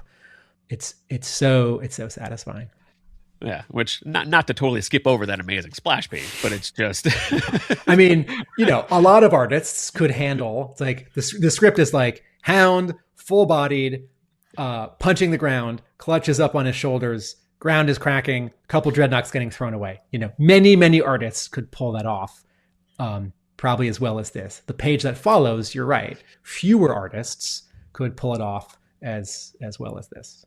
Yeah, I never want to imply that a splash page is easy, but it's just like the stuff that I find more rewarding in Tom's work is the panel work. It will be interesting to see how the double page actually looks how it's when the art is posted on the Modern Mythology art dealers page, because having seen some of issue number 16, where again they've got those sort of 2 sort of double splash pages with sort of different sequences happening on those different layers, that it looked like Tom has tended to kind of divide those up when he's drawing them. So it's like one piece of paper to describe one particular sequence. So it wouldn't surprise me if this actually existed on paper as up to 4 different pieces of separate paper. Mark, can you go back to the 2 pages later when Hound is shooting the... Yeah. So just another 2 small details, which I think were embedded in what Carl was saying with these reaction shots. So we see Stalker's reaction. We see Baroness's reaction, right? Look what she's doing. She's holding onto Zorana's jacket and about to punch her. And Zorana's got her visor down, which happened 2 pages earlier. And then 2 panels down, Risk and Ripper are reacting. And then behind them is one of these random background Dreadnoks with this sort of funny, crazy, like helmet and hair.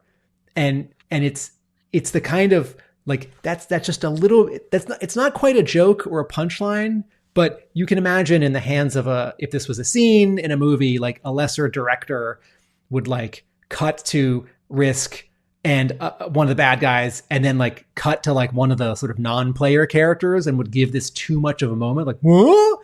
And the audience would like sort of chuckle at this one random Dreadnok. But this character is small in the background and you can kind of miss it. And I'm just picking up on this now, looking at the reaction. So everyone else is in amazement, but Risk. So if he's the risk assessment guy, his brain is automatically thinking, okay, we win now. So it's almost like he's celebrating this moment. Everybody else is just shocked by it. So it's that could speak to his character. Yeah, he's also forewarned to it as well, because at this point it's only Clutch and Risk that know about this secret. That's true, right? Like. Yeah, so everyone else, know. They're just discovering this for the first time. So it's a different dynamic for Risk, and he's already hence made the that apology. Well, I mean, Ripper knows because he said, "Oh no, I'm sorry." Oh yeah. Wait, does Ripper know? No, I'm getting him mixed up with Mercer. Mercer knows a couple. Mercer knows. Yeah. So then we get the kind of the big reveals of seeing this for the first time, which is Cobra Commander seeing it for the first time with a delightful reflection in his visor. They have one of the machines, and Duke wait, silent sorry, and Mark, stoic at this point. Wait, Mark, that was good, but he whispers it to himself. Okay. They have one of the machines. Yeah. Okay. Road Pig's reaction a little bit different to the others. Mama gonna give you a spanking. Mama being the name of his metallic hammer. The spanking does not occur. You've got this delightful 4th panel, punt. I think punt is a good sound effect for this particular action. Just launching Road Pig into the sky, minutes after he has been struck by Energon lightning. Poor Road Pig. He's not having the greatest day. But I was going to say he's not having the greatest day, but I think Road Pig's having the best day of his life. Like living for this. So much so that later on when he's like, don't leave without me. This is great. I want more of this. You know what I'm going to vote for based on what the two of you just said and this page. In the same way that Joshua Williamson sort of found the new Raptor and then had to put him in the comic earlier than he ever thought it would happen, and he kind of gets a whole issue to himself. I'm voting right now. In the next year and a half, I'd like to see an issue. I know we've seen it a bit already, but I'd like Road Pig to get another, half issue, mostly to himself. I love the intelligent choice of that 3rd panel so Cobra Commander sees Hound and he has the realization that they have one of the machines, and then he makes the realization that Duke is caught unaware. So you get that small shot of Cobra Commander in the corner of that 3rd panel because he looks at Hound and then immediately to Duke, like how is Duke reacting to this? So I think that's an important part of the story as well. And that 3rd panel is a really strong composition because of the slight diagonal up left of Cobra Commander, the slight diagonal up right of Duke, small, big, but they're connected by that smoke, but that smoke is knocked back in the color. Yes. Yeah. Okay, so then it is the next page. This is where we now have we've been waiting for this, right? Every chapter of this story, we have enjoyed the fighting and the intellectual arguing and justification that these two, the lead good guy and the lead bad guy, have done with each other, right? And going back to issue 6 and then going back to the miniseries, we've been waiting for this. And I'm sort of getting the sense, and maybe not, as like Night Force comes back in and like the Scarlet subplots come back in, and the book gets up to another dozen or 2 or 3 issues. But I sort of get the sense that and Williamson said to us, Cobra Commander is a favorite character of his, or is now. I feel like this comic is going to keep coming back to this. Cobra Commander and Duke fighting, not just physically, but also sort of the argument of what's at stake, who's the real bad guy, and then the conflict, right? Where Duke says, as much as I hate to admit it, that robot gives us an advantage. And then, because it's this issue and every 3 pages, there's a big reverse, right? It's like, yes, Hound, no. Oh, they're going to have Energon weapons. No, Hound, come on. Joshua Williamson, I want the good guys to win. But that's, it's like, I want Peter Parker to I want him to marry a supermodel. It's like, no. It's first we're going to put him through his paces and take something away from him. Before we move on too much, though, that previous page, it's Samurai Golf Club, Dreadnok dude. Why not? Just point that out. Right. So Destro is coming in, accompanied by soundtrack to Ride of the Valkyries, no doubt, coming to, can you say save the day if it's the bad guys coming in with the rescue? The bad guy can save the bad day. Mm-hmm. And he's sending down the Valkyries, which is a cool shout back to issue number 1, I think it was, or was it number 2, when those last appeared. It's nice that you kind of have these concepts introduced and they're not completely throwaway and never seen again, that they sort of do continue to perpetuate in the lore. Yeah. So they were sort of also pitched as potentially, as well as these kind of clearing up the aftermath of a battle, that they were kind of pitched almost as Cobra Commander's kind of personal bodyguard kind of elite troops. And so they are kind of playing that role here of sort of swooping in and rescuing him. And closing out with Cobra Commander asking that all of the Dreadnoks who have had toys made of them to follow him. But also eliminating those that don't, because they. There's a subtle thing that's happening on this page too. So in the previous couple pages with this fight, it's easy to lose track of where everyone is in the space, and since we don't see the helicopters on this page, and we don't quite see where the helicopters are in relationship to everyone. It would be easy to sort of have the geography of like, where are the good guys, where are the bad guys, where are the dead Dreadnoks, where's Hound, and to just sort of draw the bad guys getting away and to not define it more. But Reilly does to an extent here, because in that third panel, the Joes are in the foreground and Duke is in the background, and he's really small and he's yelling. So he's yelling across a distance, it's like 15 or 20 feet away. Don't let him get away. And then in that final panel, and this is not the clearest, I wouldn't call it unclear, but I feel like here this is the one page where things are getting a little bit sort of squeezed for time. And if they hadn't given us extra pages in 2 issues already of this arc, maybe, this page could be expanded to 2, no complaints. But Torch creates a wall of fire here to separate the Joes, right? And you can, Mark, can you zoom in on this bottom panel? Yeah, because you see Baroness, the star on her chest. Yeah. So the Joes. Oh yes. The Joes are in the background. There's a wall of fire, and then all the Dreadnoks, Cobra Commander, and the Valkyries are in the foreground, walking, not running, right? Which means they're safe. There's enough distance. The fire is big enough that that Cobra Commander and company are just going to get away. Right. So now you sort of know where the helicopters are by sort of process of elimination. And it shows you what Duke is doing in this whole moment, where the Valkyrie has him. He kind of gets the upper hand, takes her gun, and then eliminates the other Dreadnoks that are coming at the no names that are coming at him. Yeah, so it gives a reason as to why on the next page. But in this sequence, it shows why Duke doesn't do something crazy Duke-like to then go after the helicopter. He is now a couple layers deep as far as defenses go. There's a layer of fire that Ripper had down. There's the Valkyries there. There's then also the other Dreadnoks that are there. So he's well occupied in this moment that he's not able to do something crazy Duke heroic to get to the helicopter. Yes, and then by the time he tries, it's Mark, can you go to the following page? It's too late, right? We get these two panels on the bottom of the next page where Duke is starting to do a crazy thing. And I thought, oh yeah, Duke's going to do a crazy thing. And then I thought, well, why isn't, it's too far. It's too far. Yeah, at that point, yeah.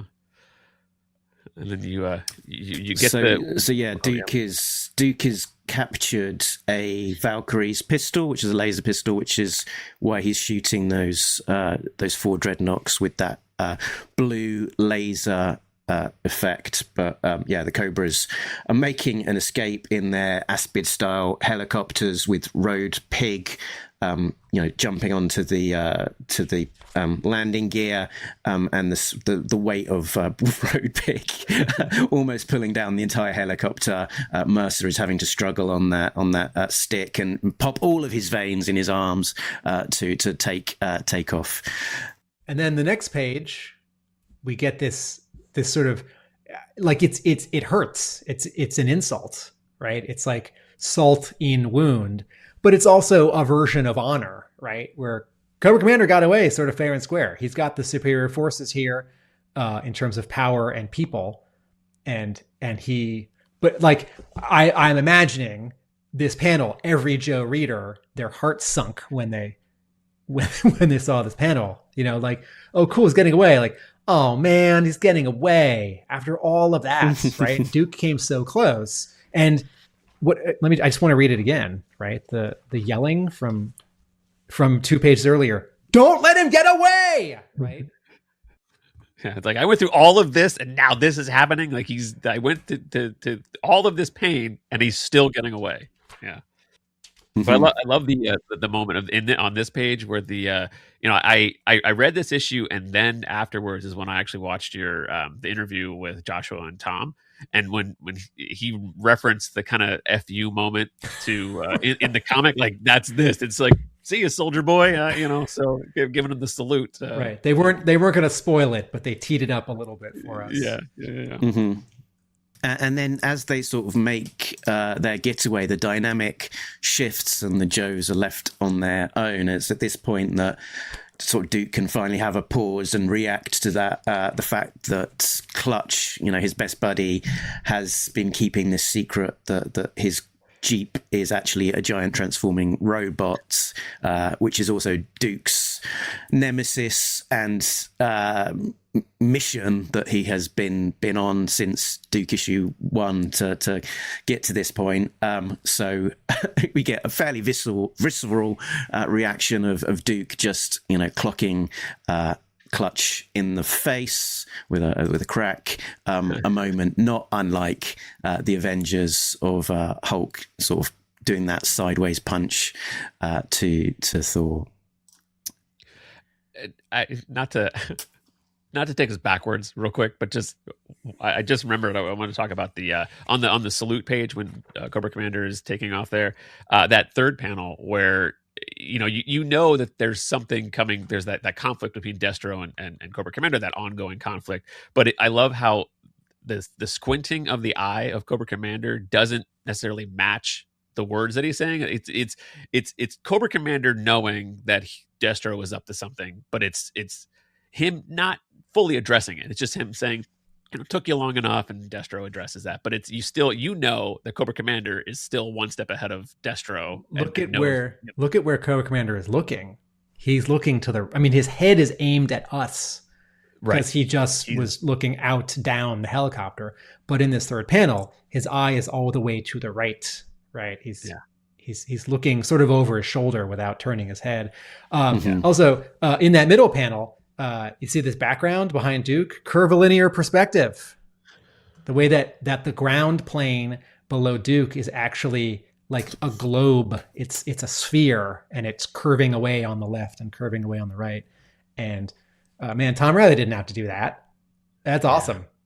It's just smoke. It's just smoke as we helicopter away from the defeated good guy.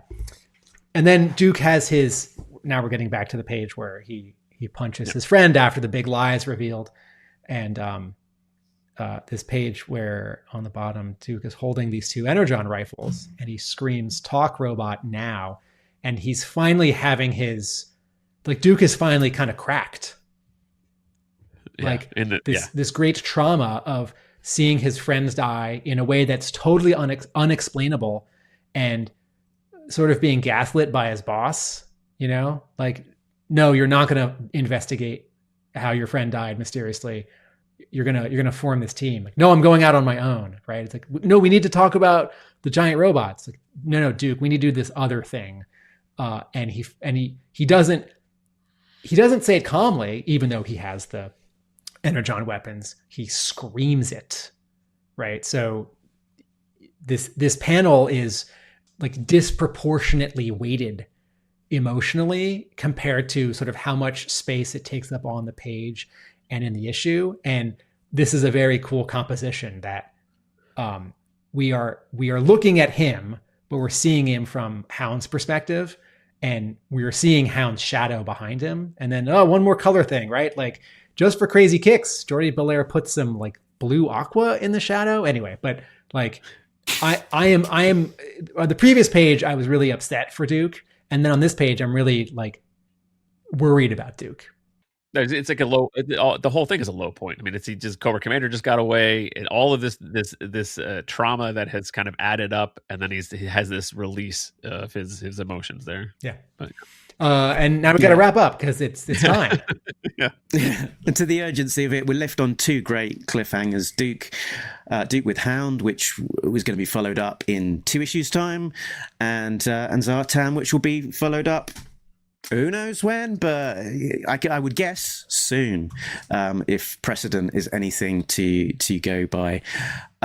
So we will be back next week talking about G.I. Joe, A Real American Hero, issue 3 to 4. So be back for in 1 week's time.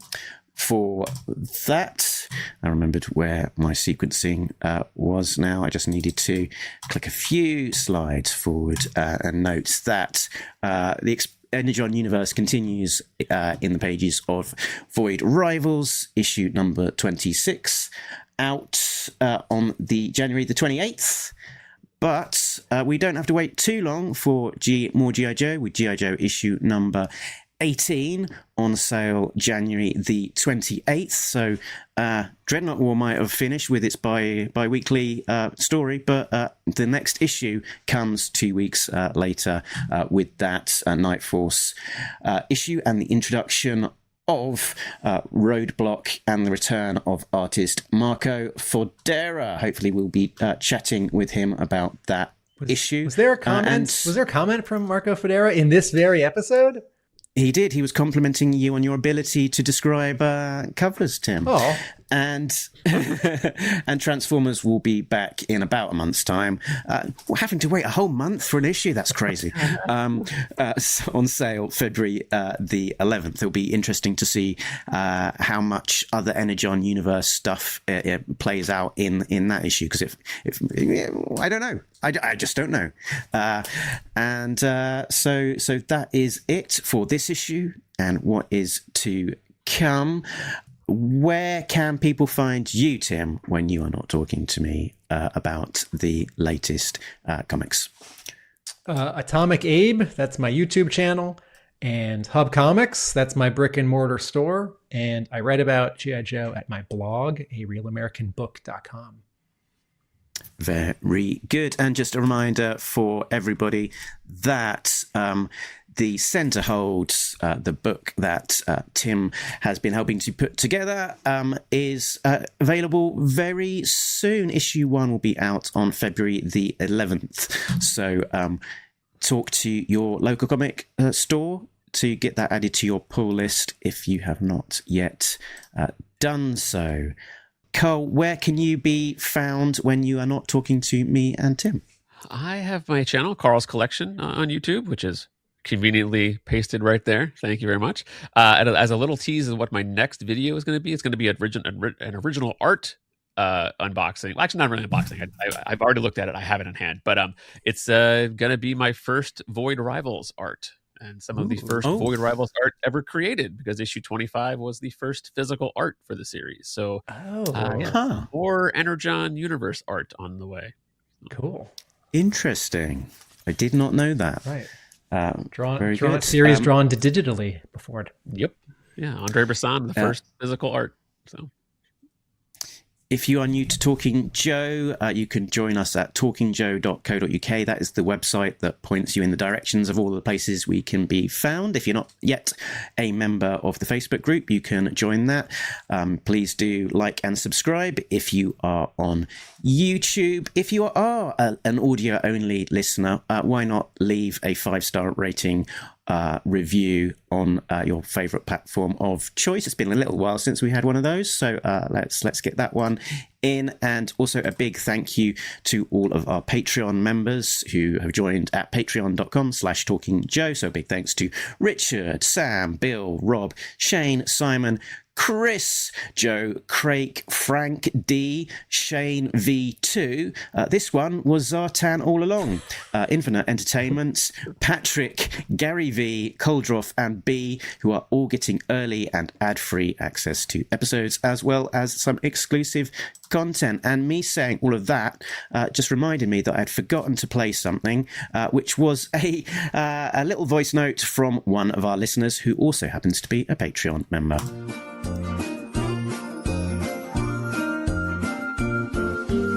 Postbox Pit, this is where you can send in your thoughts. Mark and Tim will hear it, and then we'll discuss it. It's really nice to hear from our biggest fans. Hey guys, Shane here. I just wanted to share that G.I. Joe issue 17 was amazing. Not only is it a great end to the Dreadnok War, but I think it may be my favorite issue of this series. It is just so action-packed. On top of the perfectly timed and tremendous reveal of Hound, just spectacular. Right when we think that it can't get any more exciting, we have the big reveal that Mark has been predicting all along of Zartan. But one of my favorite moments before we get to either one of those is the sort of double page spread with a lot of panels on pages 6 and 7. Cobra Commander yells Dreadnoks attack. Duke yells Yo Joe, and then jumps off of his motorcycle, letting it fly directly into the face of a Dreadnok. I've never seen anything like that. Super issue, 5 stars all day long. Thanks to Shane for that. I think Shane would get the winner of Listener of the Week, but I think it would be unfair to give it to anyone apart from Carl for your contributions for this episode. So well done for this prestigious award.